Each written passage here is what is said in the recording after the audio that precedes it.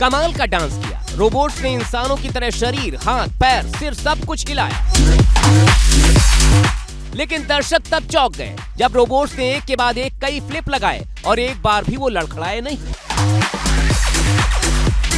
तस्वीरें चीन के एक कॉन्सर्ट की है, जिसको देखकर दुनिया के सबसे अमीर इंसान इलॉन मस्क भी हैरान रह गए। उन्होंने सोशल मीडिया पर लिखा, चीन में रोबोट्स अब सब कुछ कर रहे हैं।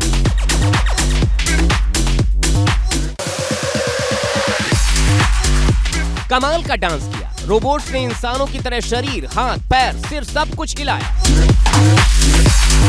लेकिन दर्शक तब चौंक गए जब रोबोट्स ने एक के बाद एक कई फ्लिप लगाए और एक बार भी वो लड़खड़ाए नहीं।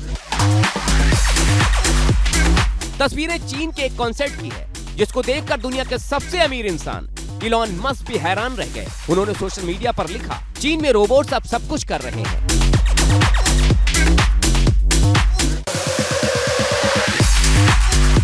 कमाल का डांस किया। रोबोट्स ने इंसानों की तरह शरीर, हाथ, पैर, सिर सब कुछ हिलाया।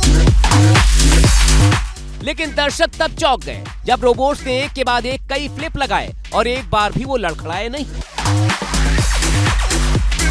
तस्वीरें चीन के एक कॉन्सर्ट की है, जिसको देखकर दुनिया के सबसे अमीर इंसान इलॉन मस्क भी हैरान रह गए। उन्होंने सोशल मीडिया पर लिखा, चीन में रोबोट्स अब सब कुछ कर रहे हैं।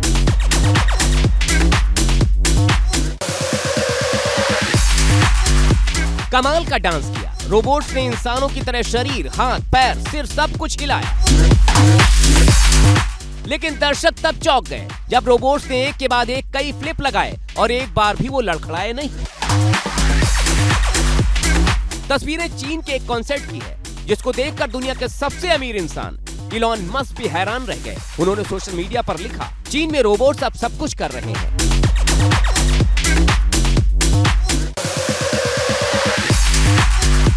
कमाल का डांस किया। रोबोट्स ने इंसानों की तरह शरीर, हाथ, पैर, सिर सब कुछ हिलाया। लेकिन दर्शक तब चौंक गए जब रोबोट्स ने एक के बाद एक कई फ्लिप लगाए और एक बार भी वो लड़खड़ाए नहीं। तस्वीरें चीन के एक कॉन्सर्ट की है, जिसको देखकर दुनिया के सबसे अमीर इंसान इलॉन मस्क भी हैरान रह गए। उन्होंने सोशल मीडिया पर लिखा, चीन में रोबोट्स अब सब कुछ कर रहे हैं।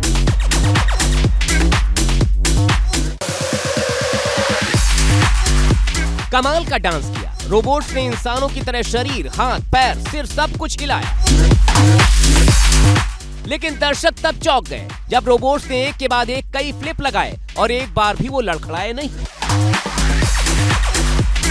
तस्वीरें चीन के एक कॉन्सर्ट की है, जिसको देखकर दुनिया के सबसे अमीर इंसान इलॉन मस्क भी हैरान रह गए। उन्होंने सोशल मीडिया पर लिखा, चीन में रोबोट्स अब सब कुछ कर रहे हैं।